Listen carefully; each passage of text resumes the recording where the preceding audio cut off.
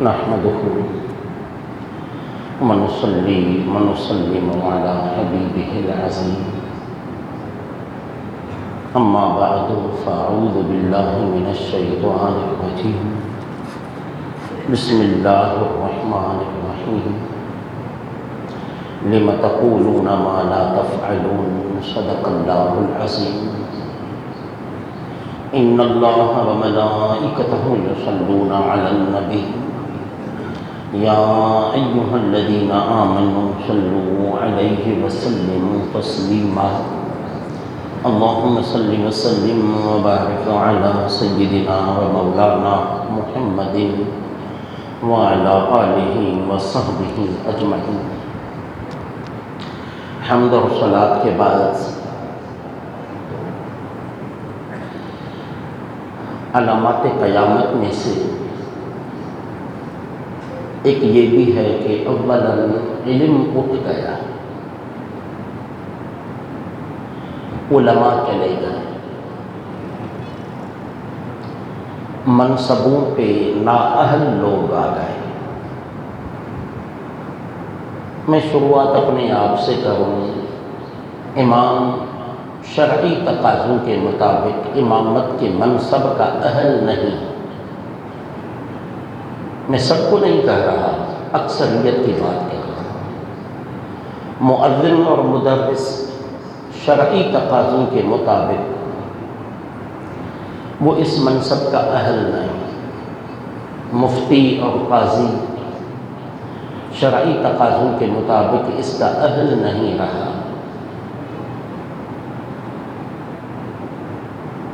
گلستان شریعت پہ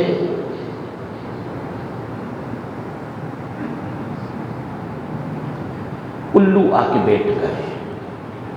میں سخت جملہ بول رہا ہوں. گلستان شریعت پہ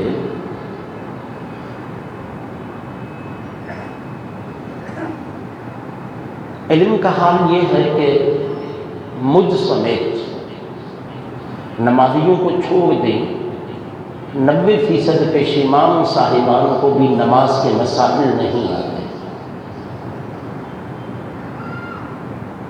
اور نمازیوں کا تو حال یہ ہے کہ ابھی تک نمازیں پڑھتے پڑھتے اتنی عمر بیت گئی ہم یہ نہیں سمجھ پائے کہ صف درست کیسے ہوتی ہے.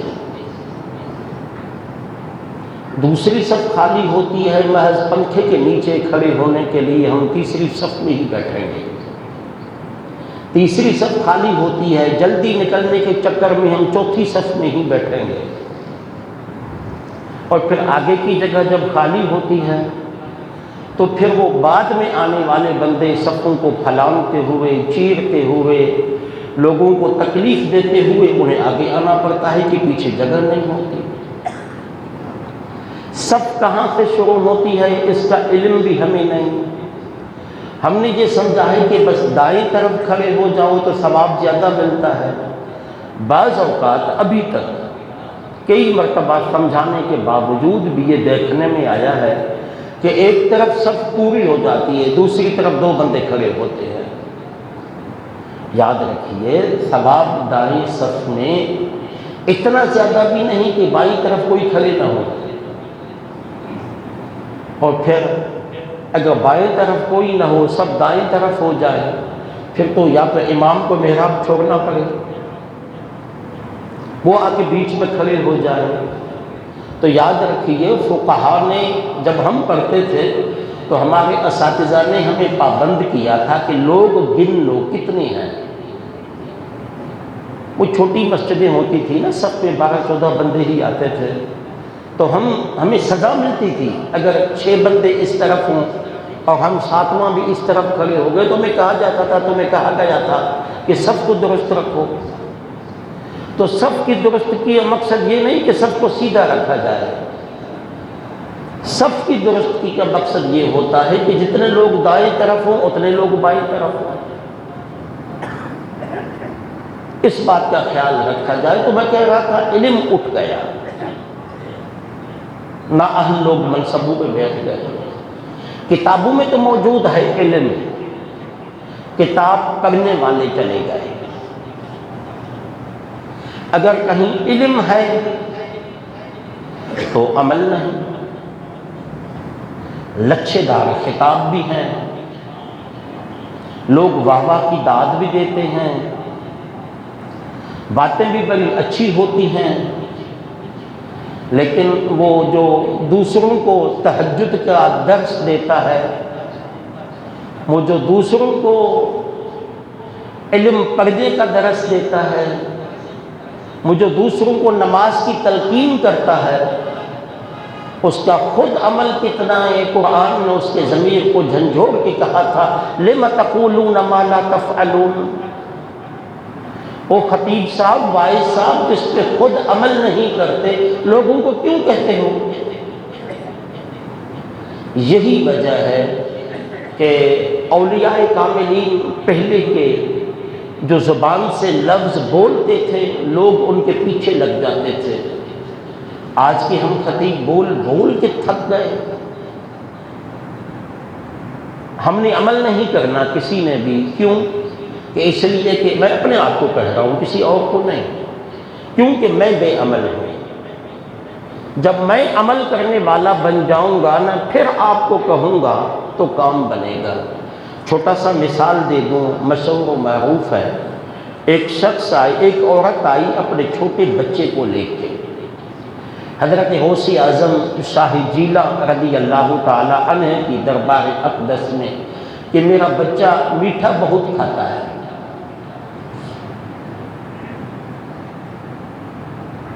میرا بچہ میٹھا بہت کھاتا ہے۔ آپ نے فرمایا جاؤ کل آنا۔ وہ کل آئی تو سمجھا حضرت کوئی تعویذ دیں گے، کوئی دم درود کریں گے، کوئی محنت کریں گے۔ آپ نے بچے کے کندھے پہ ہاتھ رکھ کے کہا بیٹا میٹھا مت کھایا کرو، چھاؤ۔ عورت کو عجیب لگا تھا کہ بلا یہ بات کرنی تھی تو کل ہی کر دیتے، میں 4 میل کا سفر کر کے دوبارہ آپ کی خدمت میں آئی ہوں صرف اتنے کے لیے۔ کہا بیٹی بات یہ نہیں ہے، بات یہ ہے کل میں اس وقت خود میٹھا کھا کے بیٹھا تھا۔ کل سمجھ گئے؟ کل میں اس وقت خود میٹھا کھا کے بیٹھا تھا، تو مجھے شرم آ رہی تھی، جس کام کا مرتکب میں خود ہوں اس کو کیسے کہوں؟ اور کل میں کہتا کہ یہ عمل نہیں کرتا، آج میں نے خود میٹھا نہیں کھایا ہے نا، آج میں کہہ دوں گا تو یہ عمل بھی کرے گا، جاؤ انشاءاللہ آئندہ آپ کو شکایت نہیں ہوگی۔ وہ عورت کہتی ہے بس غوث اعظم کا فرمان تھا، میرے بیٹے نے میٹھا کھانا چھوڑ دیا تھا۔ یہ کیا تھا؟ یہ عمل تھا۔ تو جب ہم خطیب عمل کرنا چھوڑ دیں گے تو لوگوں کی اصلاح نہیں ہوگی، کیونکہ عمل سے بنتی ہے زندگی، جنت بھی جہنم بھی۔ یہ خاکی اپنی فطرت میں نہ نوری ہے نہ ناری ہے، نہ یہ آگ کا بنا ہوا ہے کہ دوزخ میں جائے، نہ یہ نور کا بنا ہوا ہے کہ جنت میں ضرور جائے۔ یہ تو مٹی کا سے بنا ہے تو مٹی میں تو ہے، یہ فطرت تھی۔ اب آگے انہیں جنت میں جانا ہے یا جہنم میں جانا ہے، یہ اس کے عمل پہ دار و مدار ہے۔ اچھے عمل ہیں تو جنت میں جائیں گے، اور برے عمل ہیں تو دوزخ میں جائیں گے۔ اس لیے حضرت حسن بصری کو کہا گیا کہ آج خطاب تو کریں۔ یہ بڑے لوگ تھے یار، بہت بڑے لوگ تھے، یہ ان کی بہت اونچی شان تھی۔ تو آپ منبر پہ آئے، ادھر ادھر دیکھا،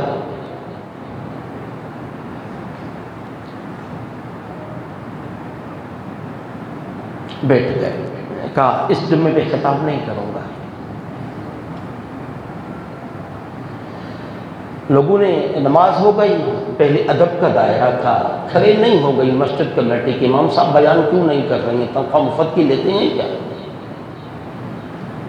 پہلے ادب اور حیا کا زمانہ تھا، کسی نے نہیں بولا۔ نماز کے بعد کسی غلام نے پوچھ لیا کہ قبلہ موجود بھی تھے، خطاب نہیں کیا، طبیعت صحیح نہیں تھی کیا؟ فرمایا نہیں، میں نے نظر دوڑائی، آج صرف سننے والے تھے، عمل کرنے والا کوئی نہیں تھا۔ آج صرف سبحان اللہ کہنے والے تھے، واہ واہ کہنے والے تھے، ہاتھ اٹھا کے کیا بات ہے حضرت، آپ نے تو آج ڈنکے بجا دیے. یہ واہ کرنے والے تھے، عمل کرنے والا نہیں تھا.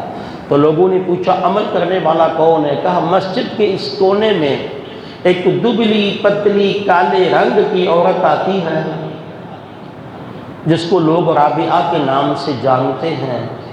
وہ مسجد کے کونے میں باپردہ ہو کے بیٹھ جاتی ہے. جب میں بیان کرتا ہوں تو وہ سنتی ہے.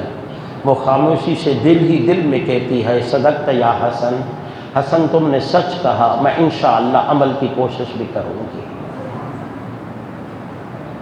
تو سننے کی حد تک حدیث میں پڑھ رہا ہوں، قرآن کی تلاوت کر رہا ہوں، مفہوم بتا رہا ہوں، سننے کی حد تک تو اجر و ثواب ہے، اس میں کوئی شک نہیں. لیکن مزہ تب ہے جب ہم اس پہ عمل کرنے لگ جائیں. اور آپ عمل نہیں کرتے، اس میں ذمہ داری آپ کی بھی ہے، اس میں ذمہ داری خطبہ کی بھی ہے. کل باہر نکل کے یہ نہ کہنا کہ مولوی نکمے ہیں، ہم کام والے ہیں. چلو مولویوں سے سن کے تم نے عمل نہیں کیا، میں نے عمل نہیں کیا، قرآن میں تو تھا، اس کو پڑھ کے ہم عمل کر لیتے.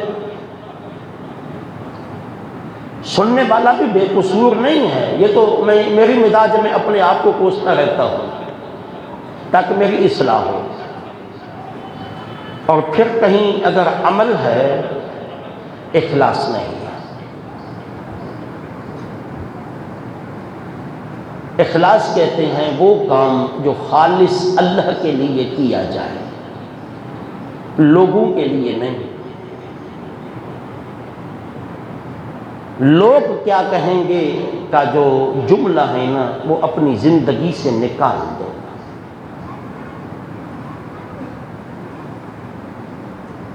ایک اللہ والے سے پوچھا گیا کہ زندگی کی کامیابی کا راز کیا ہے؟ اس نے فرمایا 2 چیزوں میں. کہا گیا وہ کون سی چیزیں ہیں؟ کہا ایک اپنی زندگی سے یہ نکال دو لوگ کیا کہیں گے سے کو چھوڑ کے اس جملے تک آؤ کہ قیامت کے دن خدا کیا کہے گا.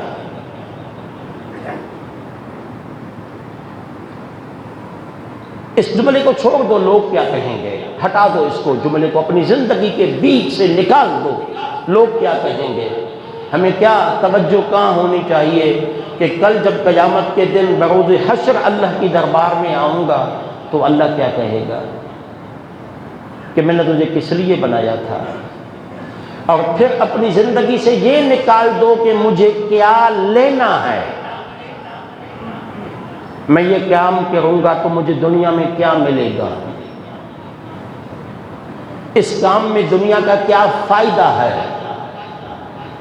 یہ چلو آپ تو کہہ دیتے ہو ہمیں کام کرو، مجھے کیا ملے گا، یہ جملہ عام ہے. میرا کیا نفع ہے بھائی، میں کیوں کروں، مجھے کیا فائدہ ملے گا، یہ جملہ ہے نا. اس اللہ والے نے کہا اپنی زندگی سے یہ نکال دو مجھے کیا ملے گا، اپنی زندگی میں اس کو شامل کرو مجھے کسی کو کیا دینا ہے. لینے والے نہ بن جائیں، ہاتھ پھیلانے والے نہ بن جائیں، بلکہ ذہن بناؤ مجھے کسی کو کچھ نہ کچھ دینا ہے. عالم ہے تو یہ سوچے مجھے لوگوں کو علم دینا ہے، لینا نہیں ہے لوگوں سے، بدلے میں واہ واہ سبحان اللہ کی امید بھی نہیں رکھتے کہ لوگ کہیں واہ واہ حضرت کیا خطاب تھا.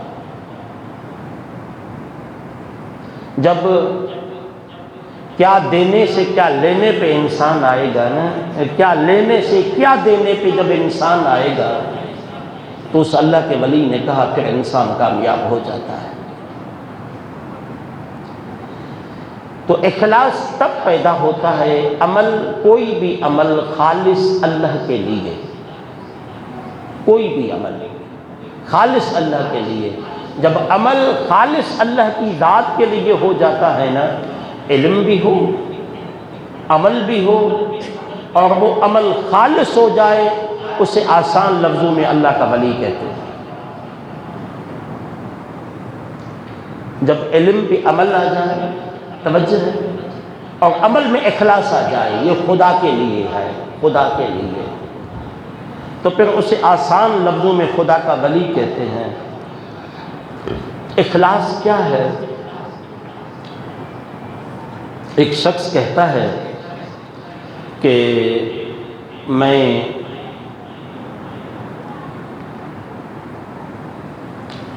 حضرت ابو صالح کہتے ہیں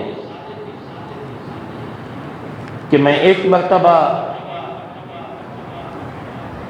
مدینے گیا،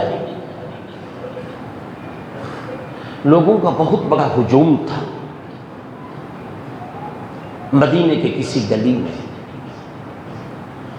اور لوگ رو بھی رہے تھے۔ میں نے دیکھا ایک شخص ان کے بیچ میں بیٹھا ہوا ہے، اور لوگ مسلسل رو رہے ہیں، کوئی 10 منٹ کھڑا ہو رہا ہے، کوئی آدھا گھنٹہ، روتے روتے لوگ جا رہے ہیں۔ میں نے کسی سے پوچھ لیا یہ کائے کا ہجوم ہے؟ یہ تابعین کا زمانہ تھا، تو لوگوں نے کہا کہ صحابی رسول، خادم رسول سیدنا ابو ہریرہ رضی اللہ تعالی عنہ بیٹھے ہیں، لوگ ان کی زیارت کر رہے ہیں، انہیں اپنا محبوب یاد آ رہا ہے۔ محبت اس چیز کا نام ہے کہ محبوب کا نام آتے ہی تڑپ آتے ہیں، بندہ تڑپ جائے۔ اور یہ ان کو نصیحت کر رہے ہیں، کہتے ہیں کہ میں کھڑا ہو گیا، سب چلے گئے۔ میں نے انہیں کہا کہ اے صحابی رسول، میں بہت دور سے آیا ہوں، میں تو آیا تھا نبوی مسجد میں نماز پڑھنے، آقا کو سلام کرنے، لیکن راستے میں آپ کی زیارت ہو گئی، خوش نصیب ہوں۔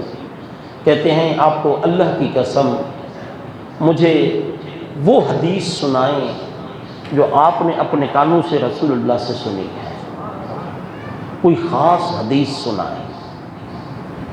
آج بھی ہمیں چاہیے کہ ہم علماء کے پاس بیٹھیں یا اولیاء کی مجلس میں بیٹھیں تو وہاں پہ نہ عمران کو واپس لائیں، نہ شہباز کو گھر بھیجیں، نہ ملک کی معیشت کو بحال کرنے کے مشورے ان سے کریں، اس بیچارے کو کیا پتہ۔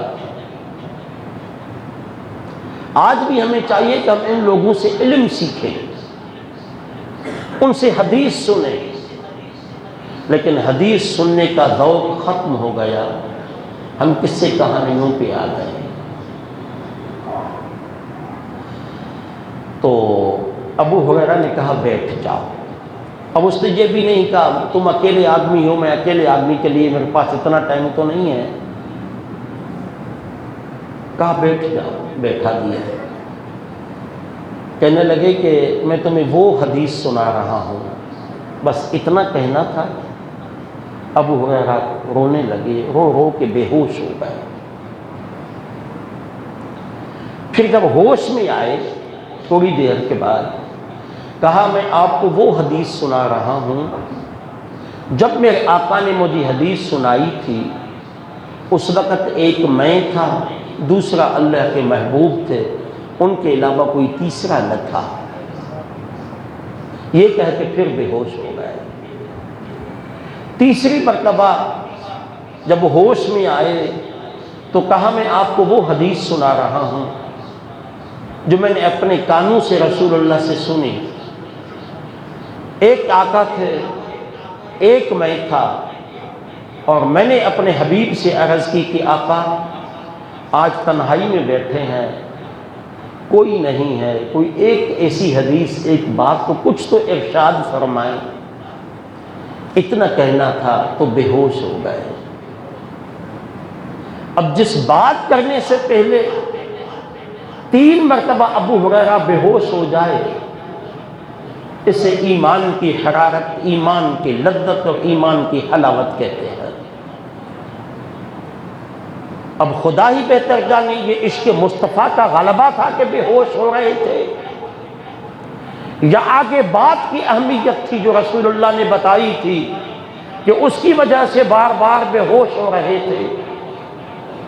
پھر کہا کہ میرے رسول نے مجھے بتایا تھا، اور وہ راوی کہتے ہیں کہ میں دیکھ رہا تھا ایک جملہ ان سے صحیح طریقے سے ادا نہیں ہو رہا تھا، وہ سسکیاں لیتے ہوئے فرما رہے تھے، اور ان کے آواز پہ، حدیث کے الفاظ پہ رونا غالب آ چکا تھا۔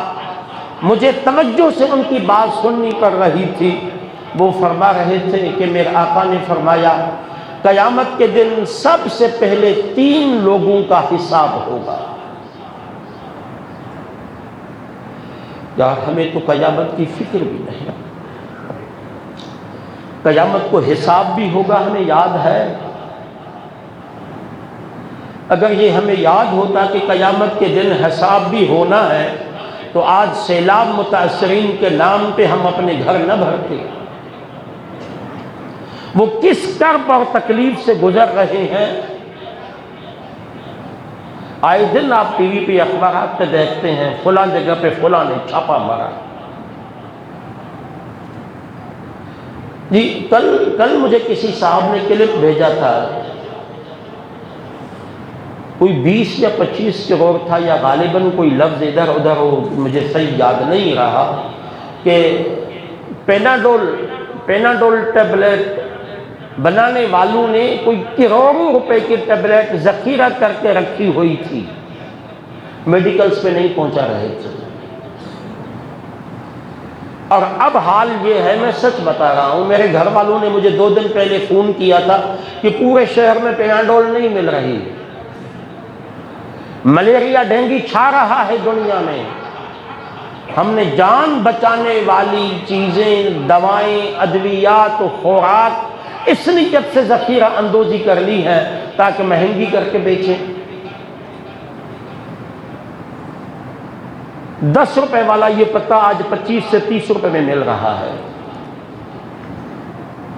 یہ تب ہے نا جب ہمیں یہ خوف نہیں ہے خدا کا کہ قیامت کے دن حساب بھی ہونا ہے۔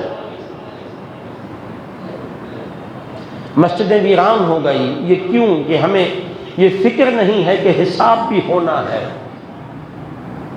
اذان کی آواز بھی آتی ہے، ہم سوئے رہتے ہیں۔ اگر یہ ہوتا، علم ہوتا، یقین ہوتا اس بات کا کہ حساب ہونا ہے، تو ابو ہریرہ کہتے ہیں میرے آقا نے مجھے فرمایا کہ سب سے پہلے 3 لوگوں کا حساب ہوگا۔ سب سے پہلے قرآن پڑھنے والے قاری کا۔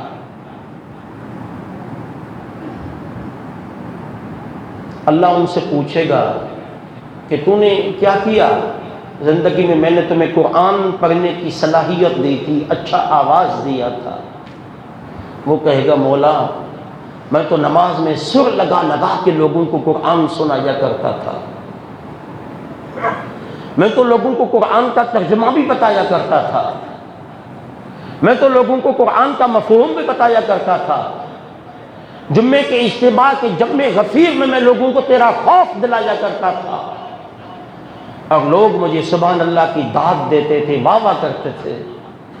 میں نے تو قرآن کا پورا حق ادا کیا، میں مدرسہ بھی لگاتا تھا اپنی مسجد میں، بچوں کو قرآن بھی پڑھاتا تھا۔ اللہ فرمائے گا اس کو جہنم میں لے جاؤ۔ قرآن پڑھنے والے کو میں بتا رہا ہوں کہ عمل میں اخلاص کتنا ضروری ہے۔ اس قرآن پڑھنے والے کو لے جاؤ دوزخ میں، وہ تڑپ کے کہے گا مولا قرآن پڑھنے کا صلہ یہی ہے، عالم بننے کا بدلہ یہی ہے، خطاب اور وعظ کرنے کا بدلہ یہی ہے کہ مجھے جہنم میں ڈالا جا رہا ہے۔ اللہ فرمائے گا بلا شک تو نے قرآن پڑھا تھا لیکن میرے لیے نہیں پڑھا تھا۔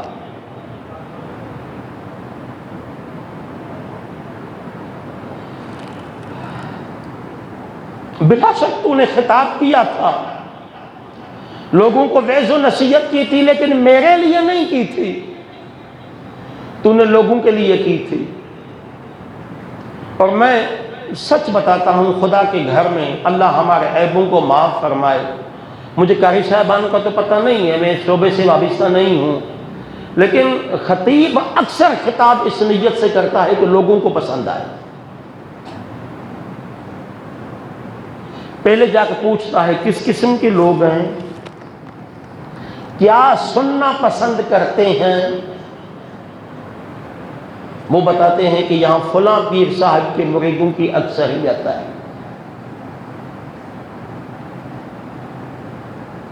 میں گیا تھا ادھر نو کوٹ اسلام کوٹ کی طرف کہیں بیان کرنے گزشتہ سال. مجھے کہا گیا یہاں پیر صاحب پگاروں کے مرید بہت ہیں، پیر پگاروں کی شان بیان کرو. میں نے کہا یار میں تو میلاد پڑھنے آیا ہوں، آج تو مجھے میلاد پڑھنے دو. کہنے لگا اگر آپ ایسے کریں گے نا تو پھر تو لوگ نہیں سنیں گے آپ کو. میں نے کہا یار میں ان کو سنانے بھی نہیں آیا.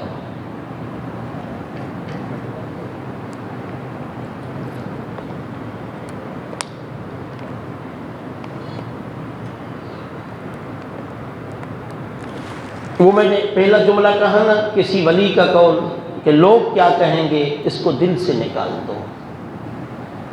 ہم نماز میں تلاوت اچھی کرتے ہیں کہ نمازیوں کو اچھی لگے، اور آپ بھی پیش امام چنتے ہیں علم کی صلاحیت تقویٰ کو مد نظر نہیں رکھتے. آواز کیسی ہے؟ اور لوگوں کو متاثر کرنے کے لیے میں نے بہت بڑے خطباء اور نعت خوانوں کو بہت مہنگا میک اپ کرتے ہوئے دیکھا ہے. کیوں؟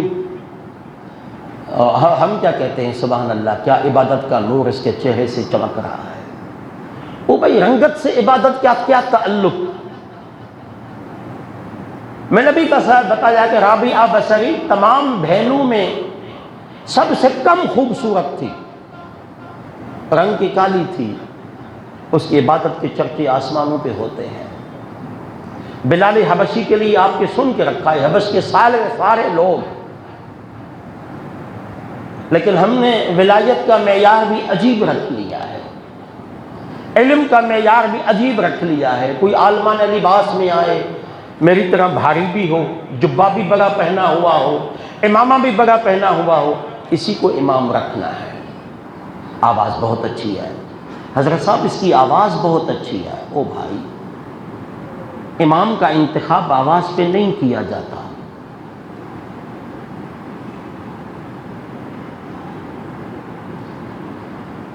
جب ہم لوگوں کے لیے کرتے ہیں تو انہیں کہا جائے گا کہ اس قاری قرآن کو دوزخ میں لے جاؤ. اللہ فرمائے گا جن لوگوں کے لیے کیا تھا نا، یہ توجہ کے طلب الفاظ ہیں، جن لوگوں کے لیے قرآن کو پڑھا تھا جاؤ صلہ بھی ان سے طلب کرو. کیونکہ تو نے میرے لیے نہیں پڑھا تھا، میرے لیے پڑھتے تو آج تیرا کام ہو جاتا. تو نے میرے لیے نہیں پڑھا تھا نا. اور میرے آقا نے فرمایا دوسرا حساب سخی کا ہوگا، سخی کا.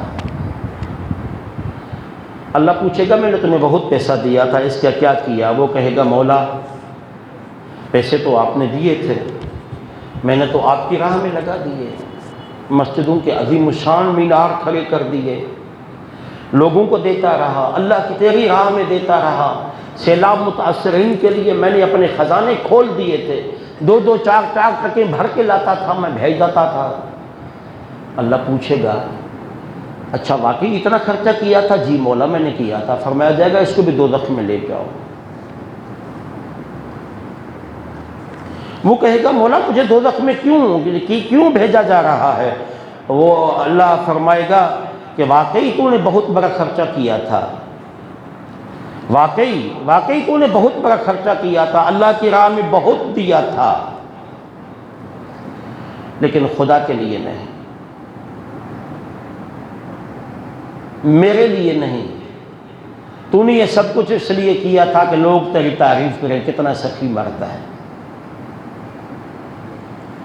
تو مسجد میں ایک گھڑی دے کے اس پہ لکھوا لیتا تھا کہ فلاں کی طرف سے.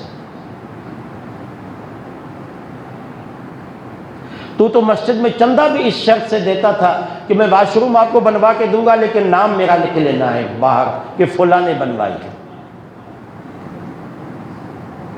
تو قرآن پاک ایک مسجد میں رکھ دیتا تھا، دنیا کو بتاتا برائے فلاں نے عیسیٰ سلام والدہ ماجدہ فلاں فلاں فلاں. ایسا ہے نہیں جی. 5 کلو کا آٹے کا تھیلا دے کے فوٹو سیشن چل رہا ہے، سوشل میڈیا بھری پڑی ہے، 500 ٹرکیں، 1000 ٹرکوں کی خبریں آ رہی ہیں. کراچی سے 1000 ٹرک چلا گیا اور سرزمین پہ کچھ بھی نہیں. یہ سب کچھ کیوں ہے؟ یہ سب کچھ کس لیے ہے؟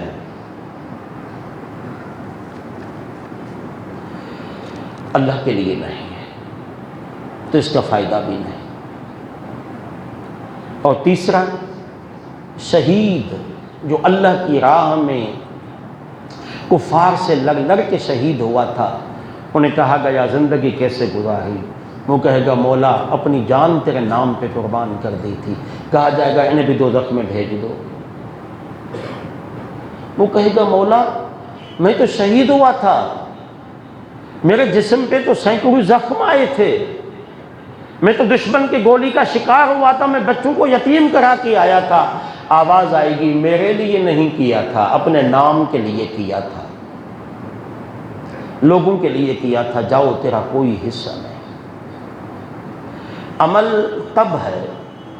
تب ہے کام کا جب اس میں اخلاص ہو۔ اخلاص کہتے ہیں ہر عمل اللہ کے لیے ہو۔ اخلاص کہتے ہیں ہر عمل، لوگوں کا لینا دینا بیچ میں سے نکال دو، چاہے کوئی نعت خوان ہے، چاہے کوئی قاری قرآن ہے، چاہے کوئی عالم ہے، چاہے کوئی سخی ہے، چاہے کوئی شہید ہے۔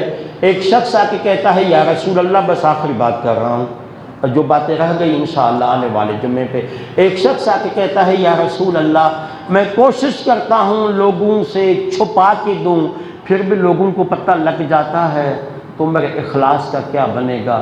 اللہ فرمائے گا خدا تجھے 2 اجر عطا کرے گا۔ ایک یہ ہے نا اپنی شہرت خود کروانا، ایک یہ ہے کہ میں اپنی شہرت نہ کرواؤں، میں چھپا کے دوں اللہ کی راہ میں، میں عمل خدا کے لیے کروں، میں خطاب خدا کے لیے کروں، نماز خدا کے لیے کروں، اور لوگ پھر بھی میری تعریف کریں۔